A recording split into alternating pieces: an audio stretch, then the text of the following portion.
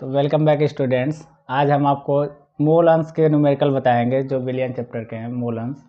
अच्छा, मोल अंश के बारे में जान लीजिए कैसे आप इसके न्यूमेरिकल सॉल्व करिएगा। तो कोई विलियन होता है जिसमें दो या दो से अधिक सब्स्टिट्यूएंट मिले हुए हों। ये मान लेते हैं कोई विलियन है जिसमें सॉल्यूट और सॉल्वेंट हैं। अच्छा, इन दोनों का अलग अलग जब हम निकालते हैं मोलों की संख्या का अनुपात, जिसका मोल अंश आपको निकालना रहता है। जैसे मान लीजिए कि इसमें ए और बी दो कंपोनेंट है, अगर जिसका मोल अंश आपको निकालना है उसके मोलों की संख्या अपान कुल मोलों की संख्या के अनुपात को आप बोलते हैं मोल अंश।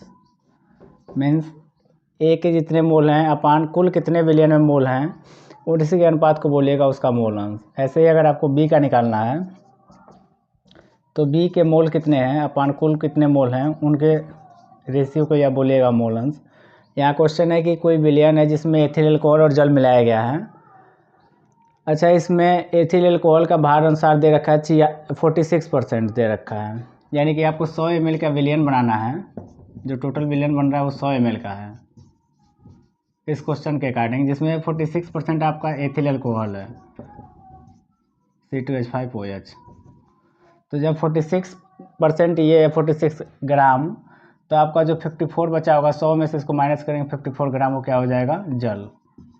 मीन्स आपको पता चल गया कौन कितना ग्राम है इसमें। तो 46 ग्राम इसमें एथिल अल्कोहल है और 54 ग्राम आपका जल है। अच्छा, इसका पूछा है एथिल अल्कोहल एवं जल के मोल अंश बताइए। तो जिसका मोल अंश हमें निकालना है इस फार्मूले की सहायता सॉल्व करेंगे। अब हम इसको सॉल्व करते हैं। इस फार्मूले को नोट कर लीजिए, देखिए इसको। जैसे आपको एथिल अल्कोहल का अगर मोल अंश निकालना है, एथिल अल्कोहल C2H5OH का मोल अंश,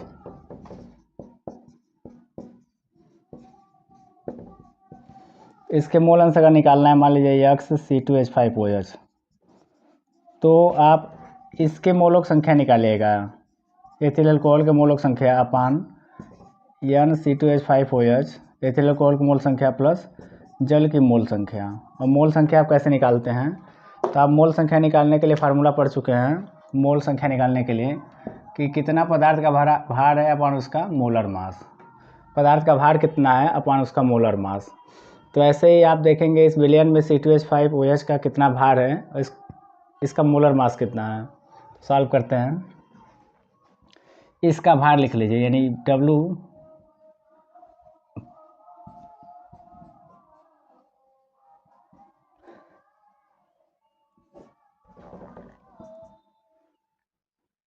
यानी कि एथिल अल्कोहल का भार अपन इसका मोलर मास।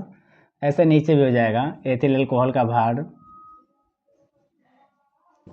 इसका मोलर मास प्लस आप अब भार लिखिए जल का और जल का मोलर मास। आप जानते हैं C2H5OH का मोलर मास कितना होता है, तो इसको हम निकाल दे रहे हैं साइड में कहीं। C2 कार्बन का 12 होता है तो 2 × 12 प्लस 5 हाइड्रोजन है तो 5 × 1 प्लस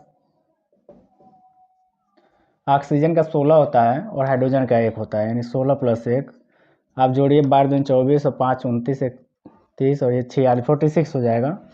इसमें वैल्यू रखिए। भार कितना है आपका एथिल अल्कोहल, तो आप देख रहे हैं 46 ग्राम एथिल अल्कोहल है।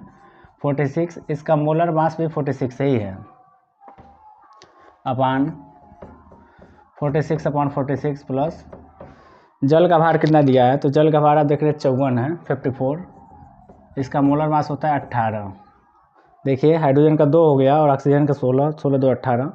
सॉल्व करिए तो ऊपर हो गया 1 अपान नीचे हो गया 1 + 3 यानी 1/4। मीन्स आपका 1/4 हो गया मोल फ्रैक्शन एथिल अल्कोहल का। एथिल अल्कोहल का मोल फ्रैक्शन आ चुका है। तो अब आप जल का निकाल लीजिए।